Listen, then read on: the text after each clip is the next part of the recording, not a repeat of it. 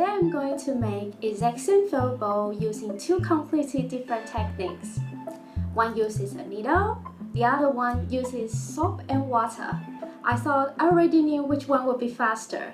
Turns out, I was wrong. A few months ago, Michelle left a comment suggesting that I compare wet felting and needle felting by making the same felt bowl. I love this idea. So today, that's exactly what we are doing. Hi, I'm Pong. I've been making felt art for years, but something I have noticed is that most people only know one side of felting. When people hear needle felting, they think of cute animals. When they hear wet felting, they have no idea what it is. To keep things fair, I will use same amount of wool and same type of wool for both techniques, and we will see which one will take less time to make the same felt bowl. Okay, so now we are going to do needle felting.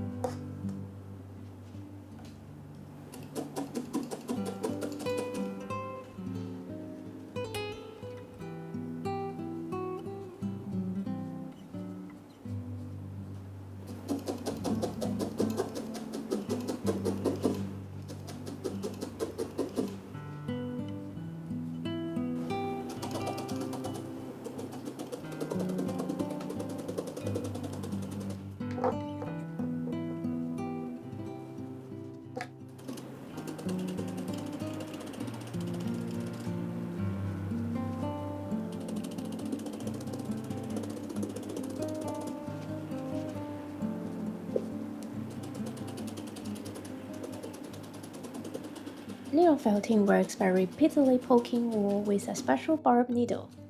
Every poke tangles the fibers together. It's slow, it's repetitive, but it's also very precise. It also allows for fine details like thin lines, clean patterns, and precise outlines. One thing I love about needle felting is how much control it gives you. You can decide exactly where the shape goes. You don't need a large workspace, and the tools are simple. But the downside, it takes time. A lot of time.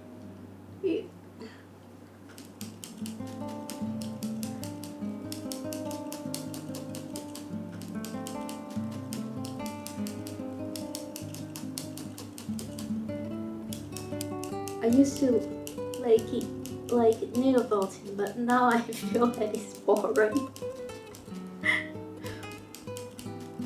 I almost run out of my patience now.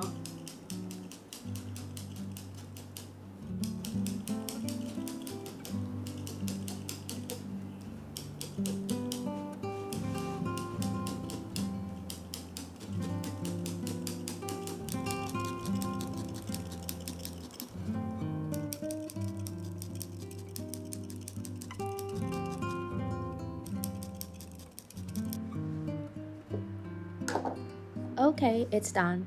I could keep poking it forever, but honestly, I'm done. It's way too dense and tough to work with now. Listen to this sound. It's a 5-gram wool felt bowl, needle felted all by hand. 19 minutes. Okay. Now for wet felting. This method uses warm water with soap and friction. Instead of poking fibers together, we'll encourage them lock together through friction.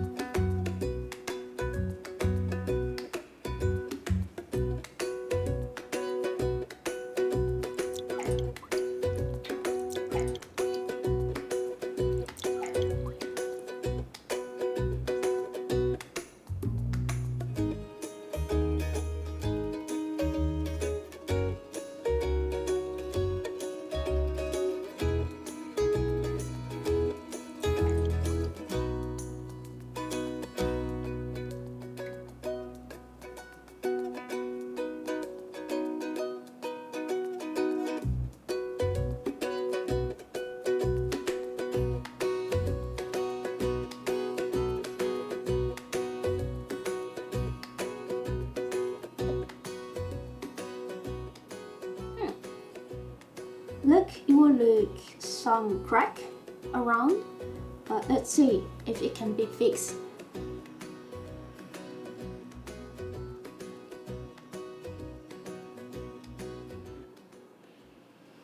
Okay, you still can see the crack here. This method always feels a little magical to me. At first, it doesn't seem like anything is happening, and then it starts becoming a solid ball. Seems like I didn't see any crack anymore. Wow, magic. It's amazing. It's quite fast. Let me see what time is it now. It's only 7:30.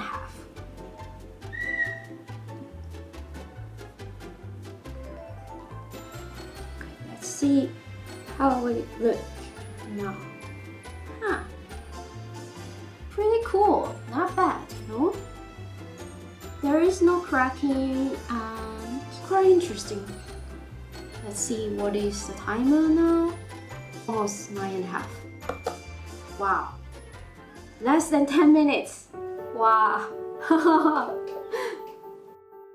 Here's the final result. Needle felted ball, wet felted ball, and honestly, the result wasn't what I expected. But speed isn't everything. This method feels completely different. Every poke changes the shape a little bit. Needle felting feels slower, more intentional, almost meditative. Wet felting feels playful, messy, and surprisingly satisfying. So if you're asking which one is better, I don't think that is the right question. I think the better question is, which experience are you looking for? If you've never tried felting before, here's my honest recommendation. If you enjoy working slowly, focusing on details, or you don't have a lot of space, start with needle felting.